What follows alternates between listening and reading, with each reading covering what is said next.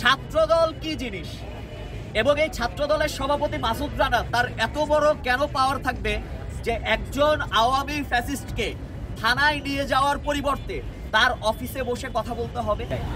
তো আমরা ফোর্স নিয়ে আসতে গেলে ইতোমধ্যেই নাকি 20-25 জনের একটা মব সৃষ্টিকারী টিম 67 নং ওয়ার্ড ডেবরা 67 নং ওয়ার্ডের সহ সাধারণ সম্পাদক রফিকুলের নেতৃত্বে এসে আমাদের ওই দুইটা ছেলেকে মারধর করে, প্রাথমিকভাবে মারধর করে সেই লোকটাকে বিএনপি আপনার থানা ছাত্র দলের অফিসে নিয়ে যায় গলাকাটা জমজম রেস্টুরেন্টের সামনে।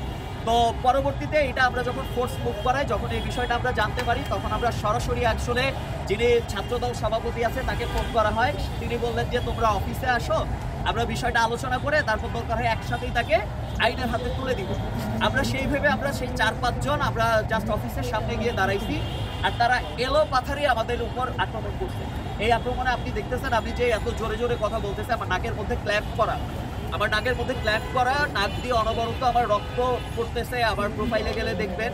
তারপর আবার যে বিষয়টা সেটা হলো যে আমার মাথার এই দিকটা দেখেন, মাথার এদিকে, তারপর হলো আমার চোখের এই দিকটা যদি দেখতেন, ঠিক আছে। তো যে বিষয়গুলো সেগুলো হলো যে আসলে একজন আওয়ামী ফ্যাসিস্ট যারা আসলে মানুষের ক্ষতি করছে, মানুষের বিরুদ্ধে দাঁড়াইছে, যারা আমাদের ছাত্রদের বিরুদ্ধে গুলি করতে ভাবে নাই, তাদের জায়গা হবে হয় দেশের বাহিরে ভারতে অথবা জেলে।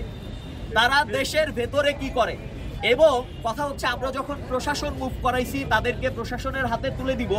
ছাত্রদল কি জিনিস এবং এই ছাত্রদলের সভাপতি মাসুদ রানা তার এত বড় কেন পাওয়ার থাকবে যে একজন আওয়ামী ফ্যাসিস্টকে থানায় নিয়ে যাওয়ার পরিবর্তে তার অফিসে বসে কথা বলতে হবে। এবং আমরা যখন তাদেরকে নিয়ে আসতে গেছি আলোচনার মাধ্যমে আমাদের উপরে এই হামলা করা হয়েছে।